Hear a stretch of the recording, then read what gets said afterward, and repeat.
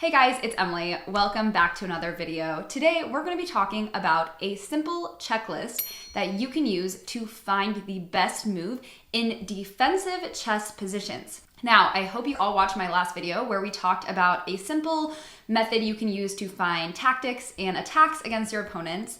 And hopefully that has helped you be on the offense in your games. However, as it turns out, chess is a two-player game, and at some point, likely, you are going to find yourself on the defensive side of an attack from your opponent. So it's very important to know what to do in these situations because oftentimes the reflex is to panic and make the wrong move and end up completely destroying your position. So in this video, we're going to talk through a simple checklist that you can use to find the best move in these situations and try and get out of the threat. With that, let's jump right into it. Okay, so the first thing you want to do when you find yourself being attacked by your opponent is not to panic. Usually, not always, but usually there is a way out where you can minimize the amount of damage being done to your position. So there is a very simple acronym that you can remember to find the best move in these defensive situations. The acronym is PC mic, as in personal computer microphone, okay? We live in a technological world. Hopefully we can remember that one. But you're probably wondering what it stands for. Protect, capture, move away, interpose, or counterattack. Those are your options in these defensive positions. If you are unsure what to do, the best thing you can do is go through that checklist and see what your options are. Go through every single letter because sometimes there will be multiple options and there's always a move that is better than another. It's important to consider all of your options. Now that we know the acronym, let's put it into practice with some puzzles. We have a position here. It is black to move. The white queen is checking our king, forcing move that we have to address, while also attacking our bishop. If you were to just act on impulse here, you're probably gonna move your king to safety and lose the bishop. When you are being attacked by the opponent, especially when it is a double attack and there are multiple targets, if you need a refresh on what targets are, please refer to the last video. A simple way that you can get out of this is asking yourself, can one of the targets defend the other? And in this case, it is as simple as that. Yes, the bishop can come and block this check, and all is well and fine in the world. Black to move again. Okay, what do we notice is going on here? Once again, the queen is making a double attack. Yet again, we can ask ourselves this question of, can one of these targets, this knight on d7 or this rook on b5, can one defend the other? The answer is yes. The rook can move to d5, and it's not only protecting the knight, but it is winning a tempo on the queen. So we have another one here, black to move again. And once again, we can ask ourselves what is going on in this situation. Now this one, it might be a little trickier to see straight away, so feel free to pause the video and try and solve it on your own, and let me know in the comments if you were able to figure it out. So going back to the topic of our last video of targets, we can reverse the roles here and ask ourselves, what is white trying to accomplish here?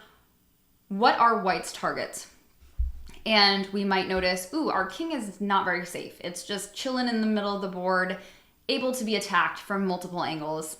And ooh, our queen is also not looking so safe down here on this g8 square. This bishop's looking right at it. And ooh, this is a potential discovered attack on the queen with a check. So we might be losing a queen here.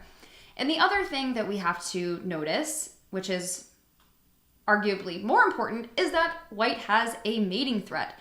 Again, we talked about this in our last video, but if your king is vulnerable or your opponent's king is vulnerable, you should always be looking for mating threats. And as it turns out, this pawn to b4 is checkmate.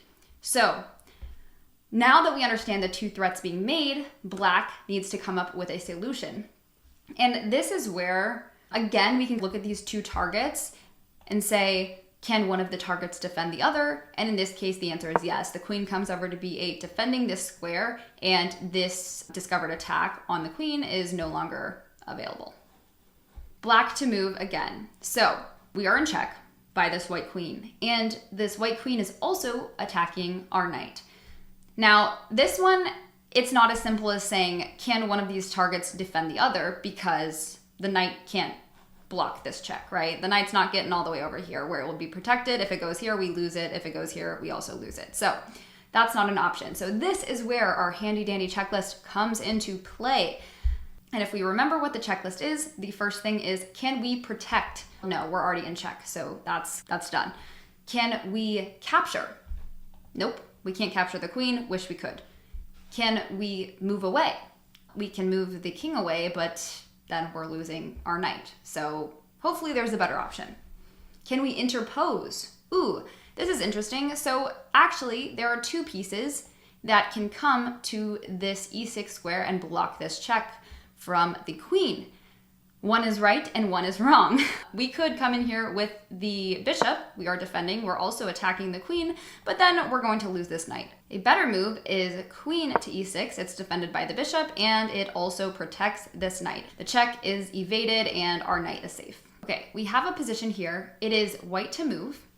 And if you are playing white in a game, you might be a little worried at this point because you'll see there are a few different threats being made.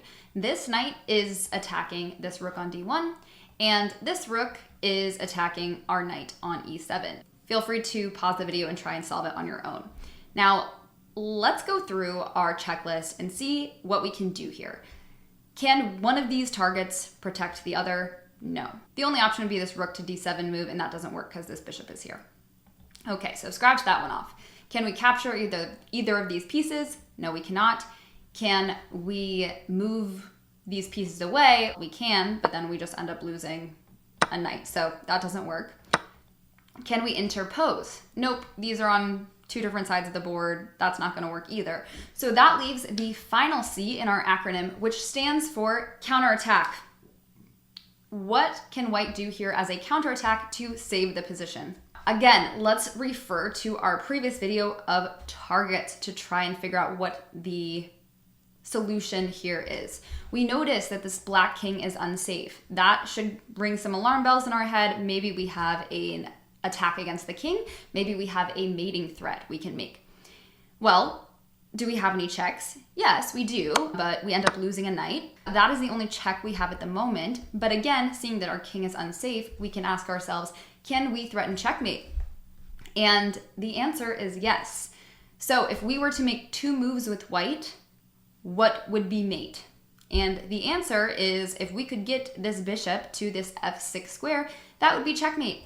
So the correct answer here is bishop g5. We are threatening mate on the next move. So if black goes ahead and takes our rook, that's fantastic. We just won the game. If black notices this mating threat, which depending on the level of chess you are playing, they may or may not, they're probably going to take this knight, eliminating this mating threat, and say, okay, they can recapture my rook, but then I'm going to win their rook on d1. However, black has forgotten that we have an intermediate move here where we can bring this rook down, checking the king has to respond, and we win this rook. We have another position here, white to move. This black queen is checking our king while also attacking this rook. So white to move and try and save this position. Feel free to pause the video and try and solve it on your own. As a hint, this is going to be using a concept that we haven't exactly talked about in this video, combining two ideas in our PC Mike acronym. So feel free to give it a try and let me know if you guys were able to figure it out. So if we go through our checklist, we can ask ourselves, all right, can one of these targets defend the other? The answer is no. We're not about to put the rook here because we're just going to lose the rook and we're in check again. So that's not going to work. Can we move away? We can. We're losing a rook. Can we interpose? And all right, we already discussed the fact that this rook can't go here. What about this queen? We're just losing a rook this way, aren't we? This is where it gets interesting because we are going to combine two of these ideas. Sure, we have this interposition here. Interposing move? Interposition? Is interposition a word? I don't know. But this is also combining the concept of a counter threat. Now, as we're thinking about counter threats, we refer to the last video and try and figure out what the targets of black's position are. We notice, of course, this queen is undefended. We also notice that the black king is looking, at first glance, maybe safe down there, but what is a common mating threat that we can make in this kind of position? The answer is a back rank mate. So we know that if we could get the rook back here, or we could get the queen back here, this is checkmate.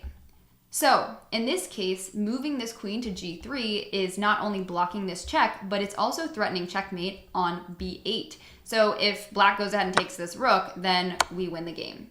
So queen g3 is the correct answer for this one. Again, feel free to pause the video. This is white to move here. There are a few different things we need to think about. The first and most apparent is probably the fact that black is threatening checkmate on h5. This is ladder mate, lights out for us, okay? That's a little concerning.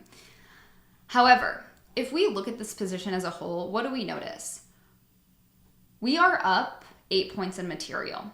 So in this case, when you have a material advantage, you should not be as afraid of giving up material in order to save the position. With that in mind, let's go through our checklist. Can we protect this square? Yes, we can bring the queen over here. However, we just lose a queen and mate is still inevitable. So that is not going to work. Is there another way we can protect this square? As it turns out, there is. And at first glance, it might look a bit unsound. However, keeping in mind the fact that white is up considerably with material, we can be comfortable sacrificing this rook on c5. Black will recapture with the pawn, we take back with the rook, they take with their rook, and all of a sudden this mating threat is no longer relevant. And we also have a potential passed pawn here on the c-file. So that is the solution to that one. Hopefully you guys were able to figure it out. All right, I have another challenging one for you guys here. Again, feel free to pause the video, try and solve it on your own. It is white to move. And if we take a second and try and evaluate what's going on in the position, there are several things that are going to be scary for white. The first is our queen is being attacked by this rook. And the second is that black is threatening checkmate. Let's say we try and save our queen. They're coming over, sacrificing this queen here on h2. We are forced to take, and then they have checkmate on the next move. So we need to basically try and protect against this checkmate while also saving our queen. It is a tricky one, but we're going to combine the same concept that we talked about in the last problem, which is the fact that we are up 3 points in material. So again, if we have to give up 3 points in material to save our queen and the game, then we should be comfortable doing that.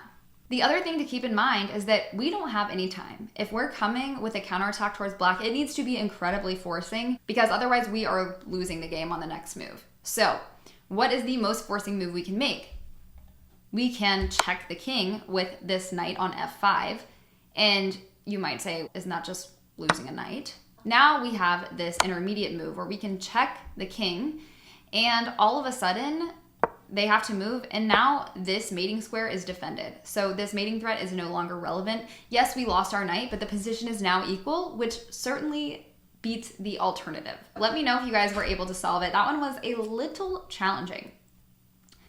So that is how you can use the PCMike acronym to find the best move in defensive chess positions. I hope this video was helpful for you. If it was, please go ahead and give it a thumbs up so I know to make more like it. And if you didn't like it, let me know why in the comments below. Also, feel free to leave me any requests for future videos and tell me whether or not you were able to solve the puzzles in the video. And if you haven't subscribed, what are you waiting for? It's a fun time here. If you love chess, I would love to have you. We are going to work on getting better at the game of chess together. Thank you guys so much for watching, and I will see you in the next video.